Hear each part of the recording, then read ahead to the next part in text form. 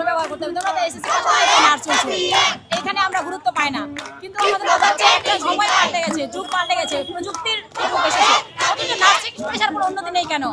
Nursing পেশার তো উন্নতি এসেছে। আমরা এসএসসি পরীক্ষা এইচএসসি পরীক্ষা দিয়ে তারপরে আসছি, 3 বছরের কোর্স করে 6 মাস ইন্টার্নি করে তারপর বের হচ্ছে। প্রত্যেকটা ব্যাচ থেকে এক একটা দক্ষ যে মিডওয়াইফ বের হচ্ছে, এক একটা দক্ষ নার্স বের হচ্ছে। আমাদের তো ইচ্ছা থাকে যে আমরা বাইরের দেশে যাব, বাইরের দেশে বাংলাদেশে জন্য যদি আমরা বাইরের দেশে গিয়েও জব করি, তারপর আমাদের দেশের নাম কিন্তু উজ্জ্বল হবে যে আমার বাংলাদেশ থেকে একজন গিয়ে বাইরের দেশে কর্মরত আছে। তাহলে আমরা এই ডাবল এইচএসসি সার্টিফিকেট নিয়ে কি আমরা বাইরের দেশে যাইতে পারবো? ওখানে কি আমাদের ঠাঁই হবে? হবে না।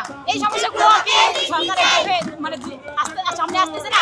আমরা কি করবো? আমরা আর কিভাবে তাদেরকে বিবেক জাগ্রত করবো? এখন তো শিক্ষিত সমাজে এটা বোঝা উচিত।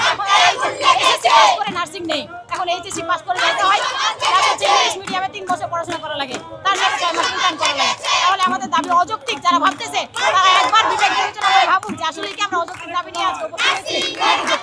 যদি এটা যৌক্তিক হয় তাহলে মাননীয় উপদেষ্টার কাছে আমাদের অনুরোধ যেন তিনি অতি দ্রুত আমাদের দাবি বাস্তবায়নের চেষ্টা করেন এবং বাস্তবায়নের জন্য আমাদেরকে সচেতন দেন।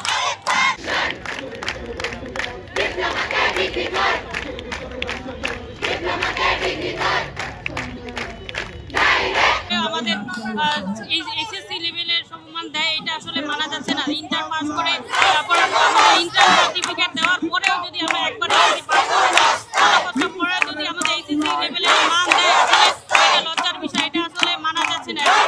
আমরা চাইবো যে আমাদের দাবিটা যেন আদায় করে নেয়।